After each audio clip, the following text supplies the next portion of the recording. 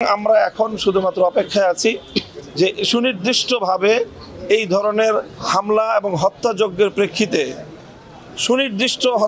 প্রেক্ষিতে যে সকল খুনিরা এই ধরনের কার্যক্রম পরিচালনা করলো এবং যাদের নেতৃত্বে প্রত্যক্ষ সেখানে ভিডিও ফুটেজের মাধ্যমে দেখা যাচ্ছে কখন ঢুকছে, কোনখান দিয়ে ঢুকতেছে, কিভাবে হামলা পরিচালনা করছে, এই সকল স্পষ্ট প্রমাণাদি আইন শৃঙ্খলা রক্ষাকারী বাহিনীর কাছে থাকার পরেও যদি তাদের বিরুদ্ধে আইনানুগ ব্যবস্থা গ্রহণ না করা হয় তাহলে সেই ক্ষেত্রে পরিস্থিতি আমরা কোনোভাবেই সামাল দিতে পারবো না।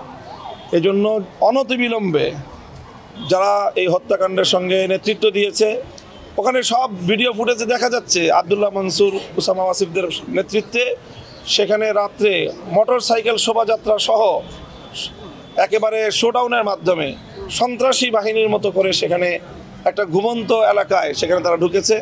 সেখানে একটা মাদ্রাসা আছে, সেই মাদ্রাসায় সব ছেলেরা কোরআনের হেফজ পড়ে, হেফজখানা, প্রায় শতখানিক ছাত্র সেখানে পড়াশোনা করে, সব ছোট ছোট বাচ্চা।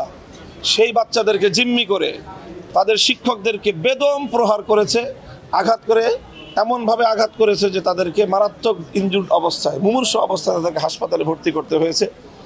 এই অবস্থায় সেখানে সেই সকল ছাত্রগুলোকে জিম্মি করে তাদের মধ্যে মারাত্মকভাবে ভীতির সঞ্চার করে সেই মাদ্রাসা তারা করায়ত্ত করেছে, দখল করেছে। এখান থেকে সার্জিস আলম নিজে, হাসনাত আবদুল্লাহ নিজে ওয়াসিফুল ইসলাম সাহেবকে জানিয়েছে যে সেখানে মাদ্রাসা আছে, সেই মাদ্রাসায় পর্যন্ত আপনার বাহিনী তারা হামলা চালিয়েছে। উনি সেখানে পরিষ্কার বললেন যে মাদ্রাসা বন্ধ, মাদ্রাসা নাই, অস্বীকার করলেন। তাদের সর্বোচ্চ ব্যক্তিত্ব তিনি এইভাবে সার্জিস আলম এবং হাসনাত আবদুল্লাহদের সাথে মিথ্যাচার করলেন। অথচ সেখানে আমাদের কোমলমতি ছোট ছোট শিশুরা তারা এই হামলার সম্মুখীন হয়েছে। তাদের আর্তচিৎকার সেখানে ফোনে ভেসে উঠেছে। সেই আর্তচিৎকার শুনে আমরা তো দূরের কথা, বৈষম্য বিরোধী ছাত্র আন্দোলন নেতৃবৃন্দ তাদের চোখের পানি সংবরণ করতে পারে নাই। সেখানে তারা এই অবস্থার মধ্যে আজ এইভাবে সেখানে আমরা হামলার সম্মুখীন হয়েছি এবং সম্পূর্ণরূপে একতরফা সন্ত্রাসী আক্রমণ হয়েছে।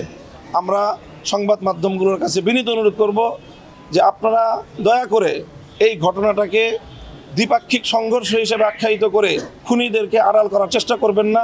প্রকৃত হামলার চিত্রটাকে আপনারা ভিন্ন কালার দেওয়ার চেষ্টা করবেন না। যদি আপনারা এটা করেন তাহলে সংবাদ মাধ্যম তাদের দায়িত্ব পালন করতে আমি মনে করি যে ঐতিহাসিকভাবে আপনাদের ভুল হবে এবং সেটার ক্ষেত্রে প্রকৃত ঘটনার প্রকৃত দোষীরা আড়ালে চলে যাওয়ার হয়তো সুযোগ পেতে পারে।